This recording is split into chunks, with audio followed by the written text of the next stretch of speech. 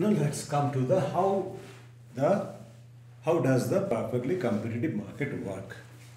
So we have already discussed that the price is determined by the interaction of market demand and market supply. So individual firms cannot influence the price.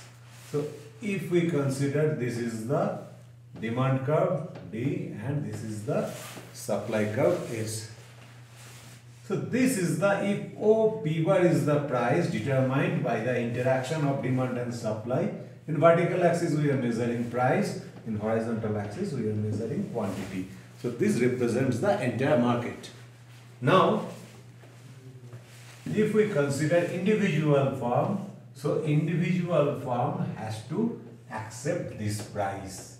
So this is Q and this is P. So this price which is determined by the interaction of demand and supply O P bar is to be accepted by each individual firm. So this is the market demand curve which was downward sloping. But whenever we are considering the demand curve for individual firms product, we will find that this is perfectly elastic. That means E equals to infinite. Why it is so?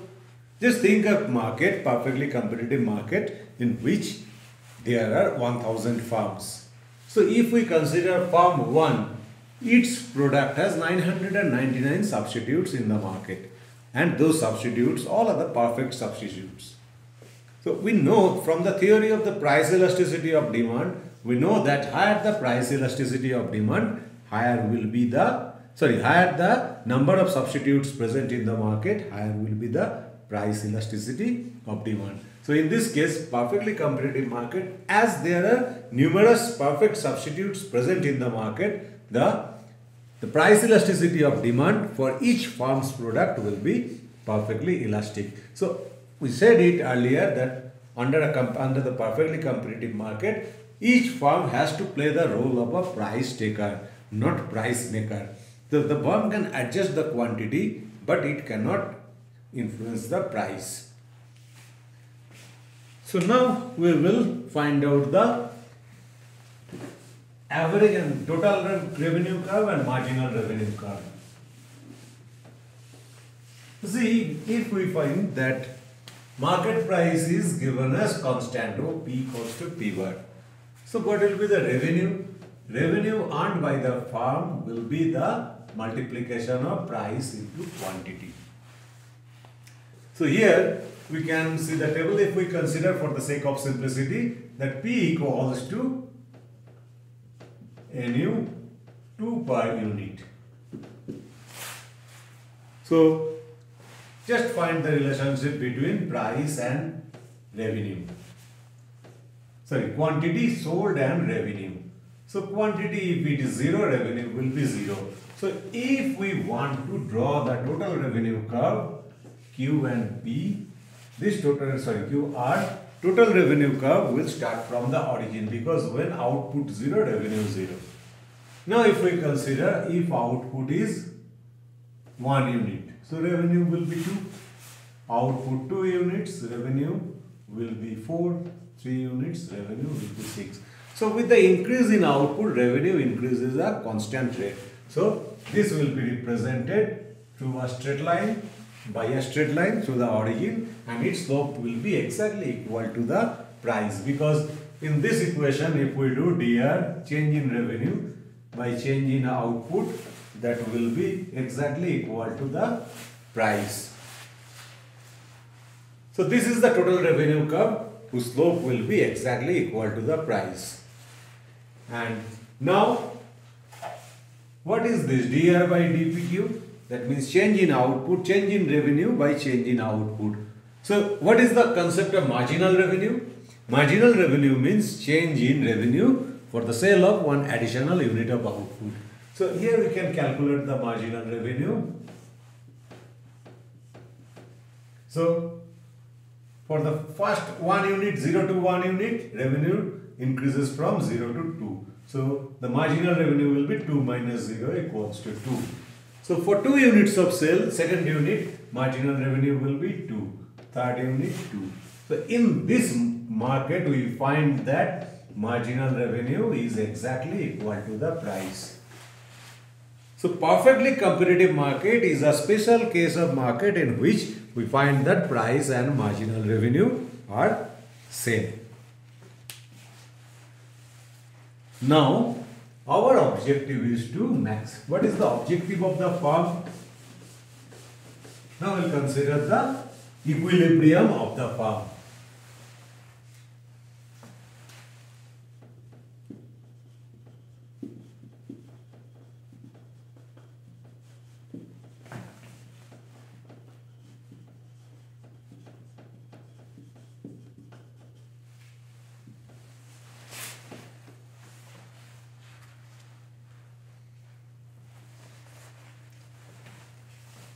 So, objective of the firm, each firm's objective is to maximize profit. And profit means the difference between revenue and cost. So, revenue equals to nothing but price multiplied by quantity. And cost is also a function of output that we have studied from the cost functions. So, this profit basically becomes a function of the level of output. So, the objective of the firm is to find out that level of output for which the profit is maximized, or for which the firm can earn the maximum profit. The difference between revenue and cost is maximum. So, that means the firm's objective is to find out that particular level of output. That means the function is to maximize pi with respect to q. So, first we will go it graphically, then we can make a mathematical explanation of this.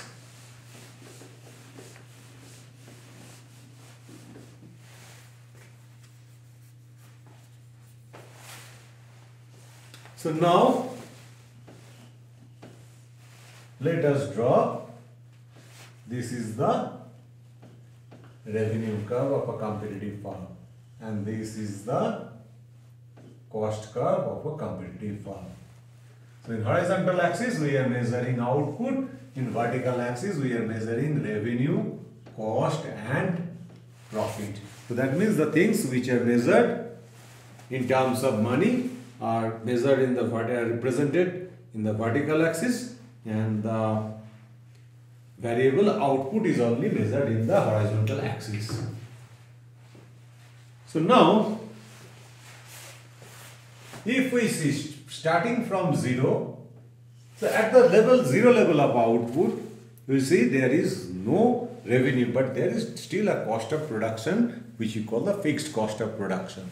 So here at output level 0, if Q equals to 0, we find that revenue equals to 0, but C equals to C bar, or the fixed cost. So, this time the profit will definitely be negative, and pi will be equals to minus C bar. So, negative fixed cost is the profit or loss. So, up to output level OQ1, we find that revenue is less than cost, because in this range the revenue increases at a constant rate but cost increases at a diminishing rate. So up to this level revenue is less than cost, but revenue grows at a faster rate than cost. So whenever we reach point A, we see that at point A output is OQ1, and at this point revenue and cost are both equal. So profit will become 0. So we can write that if Q equals to OQ1, pi equals to 0. So we can call it one break-even point. As the output level exceeds more than OQ1, what we will find? initially the gap between the revenue and total revenue and vertical distance between total revenue and total cost curve is positive and it is increasing. And after a certain time it will again diminish, start to diminish, and because cost after some times the total cost increases at an increasing rate, whereas the revenue increases at a constant rate.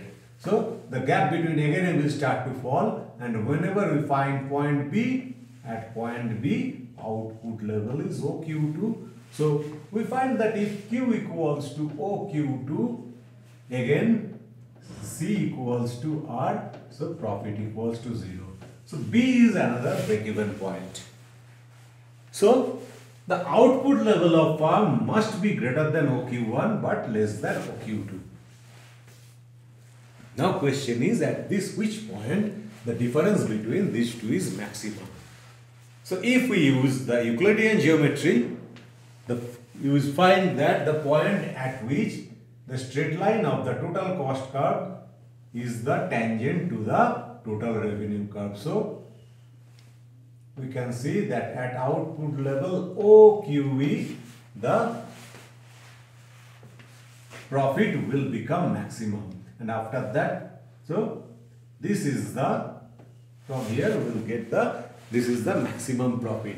So maximum profit means these two distances must be same.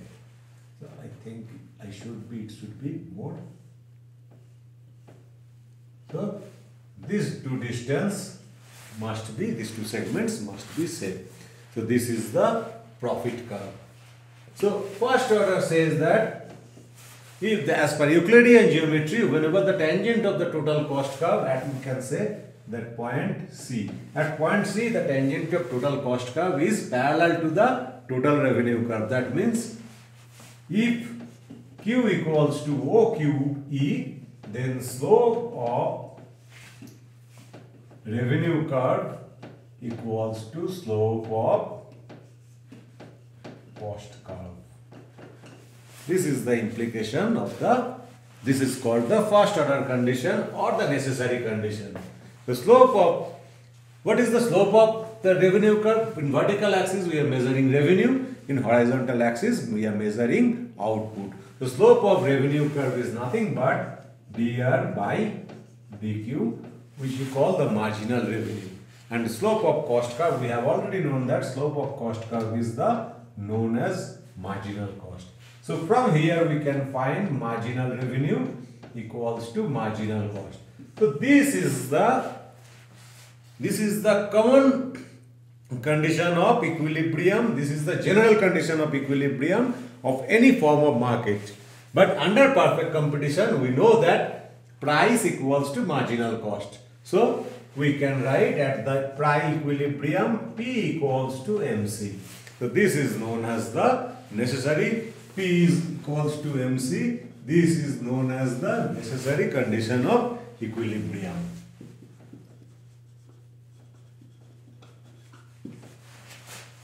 Now,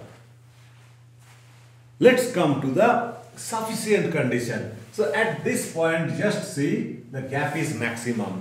So when we can say maximum, necessary condition says if further increase the output, the gap will not increase. At the point we increase the output, the gap will not increase. This is called the necessary condition or first order condition. Now for the second order condition means if you further increase the output, the gap will start to decline. So that means at this point, at this rate, after this point, the output, the cost will grow at a faster rate compared to the rate of growth of the revenue. So we can say here from this second order condition, we can say that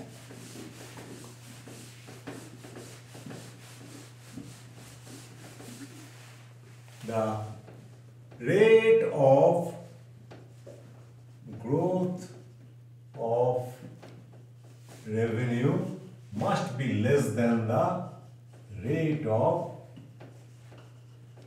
growth of the cost. So in other words, we can say that the slope of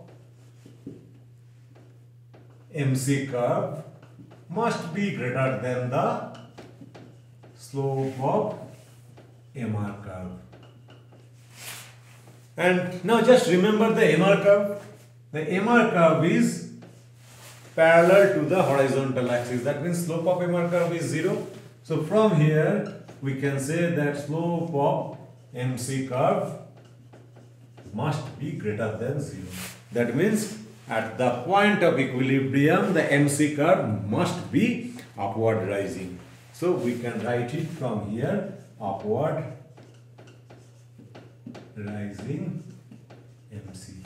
So in thumbnail we can say that, if we want to say the equilibrium under single word, if we want to describe the competitive equilibrium of a competitive firm, we can say that the point at which the upward rising MC curve intersects the demand curve of a firm.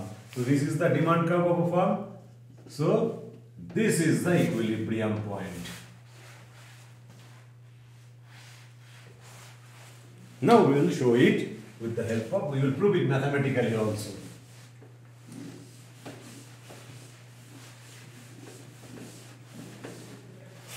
So the objective function of the firm is given as pi q equals to p bar multiplied by q minus c function of q. So first order condition says that del pi, this first order derivative should be 0. So we can do it, p dash dq, sorry, this will be, if we differentiated p dash minus dc by dq equals to 0. This is equation number 1. So from equation number 1 we can easily write that p bar equals to dc dq. So price equals to, this is nothing but marginal cost. So this is the first order condition of equilibrium. And second order condition, d2 pi. So if we differentiate p, that will be definitely 0. That implies minus dc by dmc by dq should be less than 0, or dmc by dq should be greater than 0. So marginal cost curve must be positively sloped. So now we will show the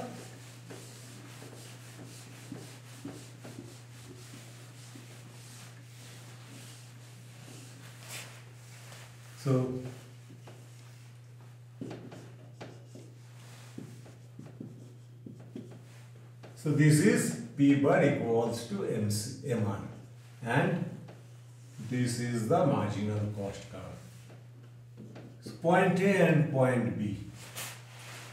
So in on both points A and B are fulfilling the necessary condition of the first order condition, that marginal cost equals to price. But A does not fulfill the second order condition or the sufficient condition, but B fulfills both necessary and sufficient condition. So B will be equilibrium. The question is, why A is not equilibrium? What is the significance of the second order condition? Actually, the second order condition of equilibrium describes the stability of the equilibrium. That means if there is any dispersion from the equilibrium, whether there will be automatic adjustment or not. So let us consider at the left side of the equilibrium point. That means output is less than OQE. So what will happen there? If output is less than OQE, we see this is the marginal revenue and this is the marginal cost. So marginal revenue means what? The amount that the firm receives by selling one additional unit of output. The change in, or the additional revenue received by selling one additional unit of output. And marginal cost means the cost that the firm has to bear for producing one additional unit of output. So here what we see, the gain from one additional unit is greater than the cost for one additional unit. So definitely the firm will increase the output. And whenever we will reach here, the both are same, the firm will stop any kind of adjustment. Now if we see at the right side of the equilibrium, what we see, that marginal cost is greater than price. That means whatever the firm spends for one additional unit is more than what the firm gains from this additional unit. So what it will do? It will just reduce the level of output. So the process, whenever it will reduce the level of output, marginal cost will fall, and this process is continued unless we reach the equilibrium point. So point B is a stable equilibrium point, but A is an unstable point. Why? Because if you see the right side, what do you see? That this is the gain from one additional unit is greater than the amount spent on one additional unit. So what I earn is more than what I have to spend for one additional unit. So what I will do? I will definitely increase the output and move away from point A. And now, if we at the left side, if we consider the left side, here you will find that the cost of producing one additional unit is more than the revenue earned from one additional unit. So what the firm will do? Firm will further reduce the production. So it will move away from this equilibrium. So that's why wherever B fulfills both the first order necessary and sufficient conditions, B is a stable equilibrium. But A fulfills the necessary condition, but A does not fulfill the sufficient condition. So that's why A is not the equilibrium. So this is the equilibrium point of firm, and the second order condition checks the stability of the equilibrium.